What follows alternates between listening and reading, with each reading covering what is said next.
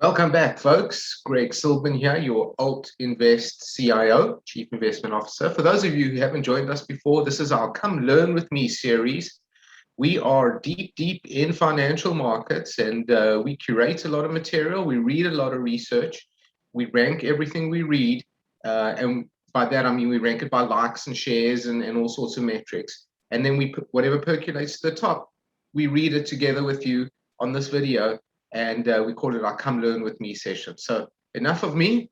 Let's check out. This was the most popular article that we curated last week by LPL Research, the famous brokerage, Macro Market Movers. All right, taking another look at Chinese real estate market.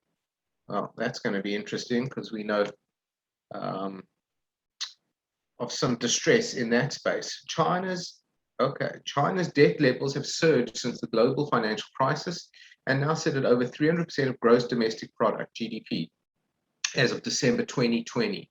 The majority of that new debt has come from households and non-financial companies, which is why the Chinese government has made deleveraging a priority.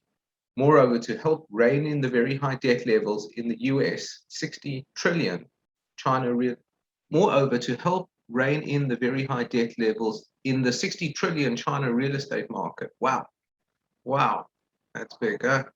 Which is lucky the largest asset class in the world. Okay, preempted me, didn't it? More than 400 new regulations have been announced this year. As such, these regulations have caused Chinese junk-rated property developer bonds to underperform this year. That's an understatement. And in the case of Evergrande, stoke concerns about broader economic spillovers. Okay. We try and highlight pertinent points here so we can summarize it in the article below. So, hey, if you're busy and you don't have time and you don't want to listen to this funny South African accent, then just read the points below and you'll get the gist of the article.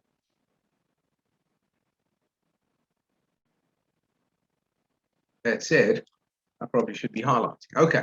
Default risk has clearly risen within the Chinese real estate market, noted LPL financial fixed income strategist Lawrence Gillum. However, we still think policymakers in China will prevent broader systematic risks to spread due to the deleveraging efforts currently taking place. As seen in the LPL research chart of the day, yields on Chinese junk-rated bonds nearly touched 25%.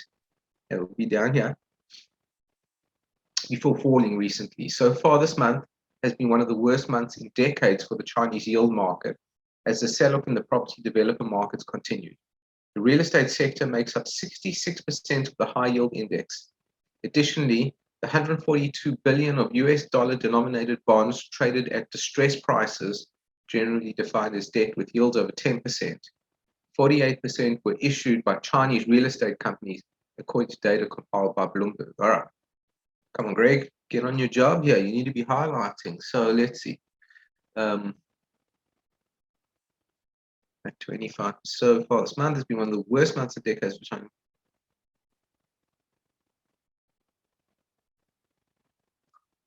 Here we go. Get some statistics in there.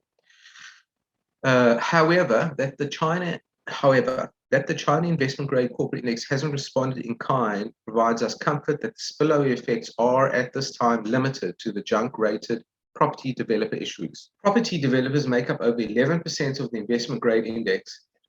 And while these companies have seen their yields increase, they haven't increased nearly as much as their junk rated counterparts. In aggregate, yields on the investment grade property developers are still less than 5%. I suppose that's what a tiny chart, but I guess that's what that is. Yields, yeah, on investment grade property development. Okay. Oh, could have been large chart. Interestingly, the most recent move higher in junk rate yields wasn't related to Evergrande, which has likely already been priced into markets. Rather, a much smaller property developer, Fantasia, get it? Fantasia, told investors that it wasn't going to make a bond payment when it was due, despite having the necessary cash on hand to make the payment. Wow. Bond investors are generally concerned about an entity's ability to pay its debts, but also its willingness to pay its debts. That Fantasia decided not to pay its obligation caused investors to question the commitment of the property developer market broadly in servicing its financial obligations. Yeah, yeah. It's one thing to have the money, it's the one thing to refuse. That breach of financial responsibility called the People's Bank caused the People's Bank of China, the PBOC, to finally break its silence on the ongoing sell-off in the property developer market by urging real estate developers to pay its bills on time.